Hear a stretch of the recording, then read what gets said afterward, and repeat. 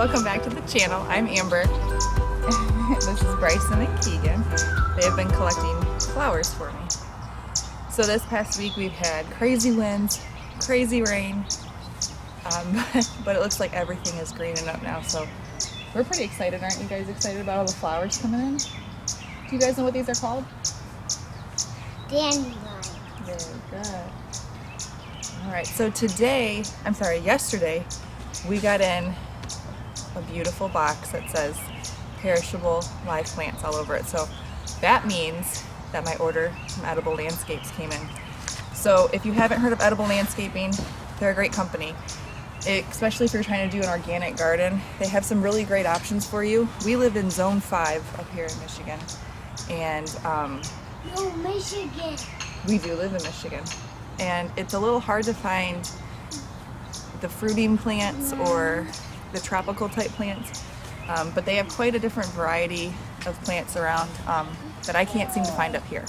So today we are going to rocks too. Oh, you got me some rocks too? Thanks, Cal.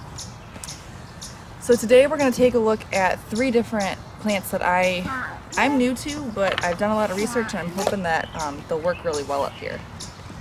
The first one is a Juneberry, also known as a service berry.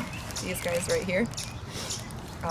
They're similar to a blueberry. I've been told that they're more productive than a blueberry. They're a little bit bigger than your standard blueberry high bush. Thanks, Kyle. And they're similar as far as they have that beautiful white flower in the spring, and then they turn that beautiful orange in the autumn. And these are actually called autumn brilliants for that reason. So I'm really excited to try those guys out. Alright, so next up there's actually 6 plants here. So these are the Lingonberries. Now, I'm new to these guys too. They're not very big, but they are like a nice ground cover that produces a berry. Yeah. Thank you. Come over here, you can show them.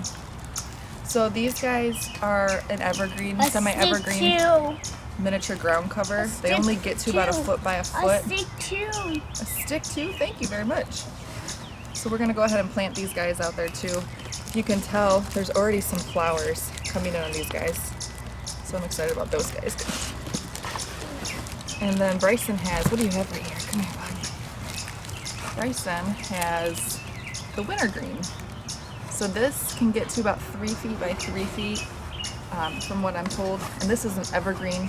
If you've ever had wintergreen tea, that's what these leaves produce, are the wintergreen tea. Thank you, pal. They also have a beautiful cherry berry on them that will produce in the fall through the winter. My only concern with these is what the animals are going to do to it in the wintertime, so I'm going to put a net over these guys in the wintertime. But it should be a nice plant too. We go play on the dirt. A big one. You may play on the dirt. That's fine, guys. Go That have fun. You can't keep boys off of dirt. I don't know if girls are the same. My little girl hasn't got that far yet, but I'm pretty certain she'll be out there with them one day, playing in the dirt in the tractor. So anyways, these are the Wintergreen. I've been told that they do keep their evergreen leaf. They're pretty hardy all winter. Again, we're in Zone 5. I think these guys are actually rated for like Zone 3, maybe even less. Okay, so Zone 4 for hardiness, but still pretty good if you want some type of berry bush. This is a good way to go. These guys get about 3 feet wide. I want to say they're just over a foot tall. So we're going to plant all of these guys. Well, at least the Lingonberries and the Wintergreen we're going to interplant with our blueberries because they all take a pretty good acid soil. So I've prepared my bed over there with a good amount of acidifier, organic acidifier, as well as some peat moss, and then a fresh layer of spruce mulch. So that'll give it a good acid base. So hopefully they'll produce quite a bit of berries for me, I'm hoping. Now the Juneberries or service berries are actually pretty good as far as what type of soil amendments. They really don't require too much. They're not too picky as far as soil goes. They can be in more of a neutral soil and they still produce their berries from what I'm told. They do have a better fruit production if there's more than one bush with them, but I've been told that they do well by themselves too, so if you just need one, then they're pretty good.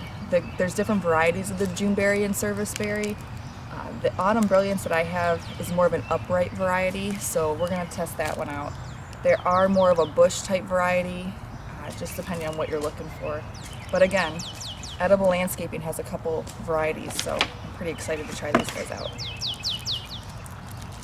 So that's what we're doing today. I'm also going to be transplanting some spinach into the garden, hopefully. I'm also going to be seed planting lettuce, some more radish. I got a bunch of different things I got to be planting today. It's getting pretty warm, so I better get to it. Okay, so this is where I've already got my bird netting up partially, just to see if it would work.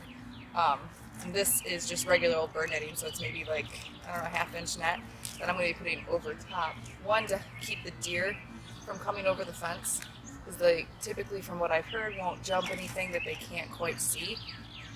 But two, just keep the birds off of the berries, because these Lingonberries do bloom twice. They bloom once in the spring and then again in the summertime. And those are bright red berries, similar, they are a cousin of the cranberry. I was told that they are good fresh eating, but they do make really good jams and jellies as well. So we're going to check that out. They already have flowers, actually, you can tell. So that's kind of exciting. Typically, I don't let any of my plants bloom the first year they're in the ground, just to develop a root system. So I'll probably take some of those blooms off and just try to get maybe a summer harvest out of this instead of a spring, so that I can develop that root system, like I said. They're not very big plants, so I'm planting 3 together to give it more of a ground cover, more of a shape.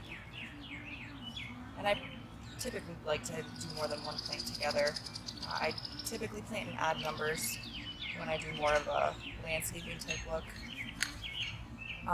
And these are kind of that edible landscaping. So this is, right next to my neighbor's house, so I wanted it to look nice, but I also wanted to get something out of it. So best of both worlds, in my opinion. So 3 together. They typically get about 1 foot circles, and anywhere 12 to 16 inches high. So let's get started planting.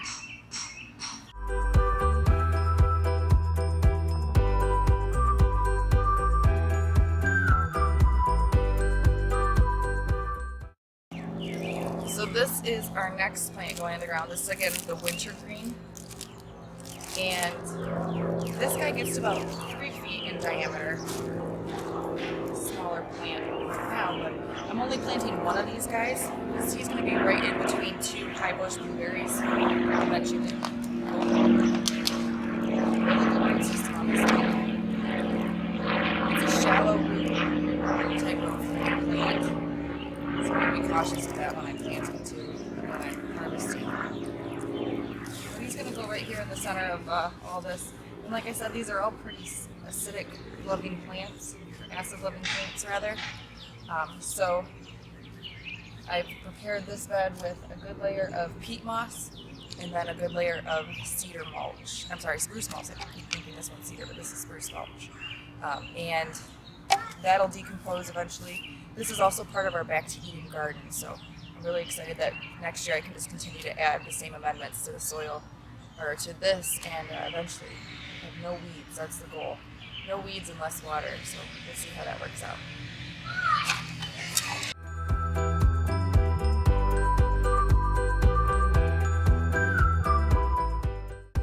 Alright guys, that's all for us today. It is getting pretty hot and my boys want to play in the mud like pigs, so I think I'm going to go join them. So, as always, please like and subscribe, and happy harvesting!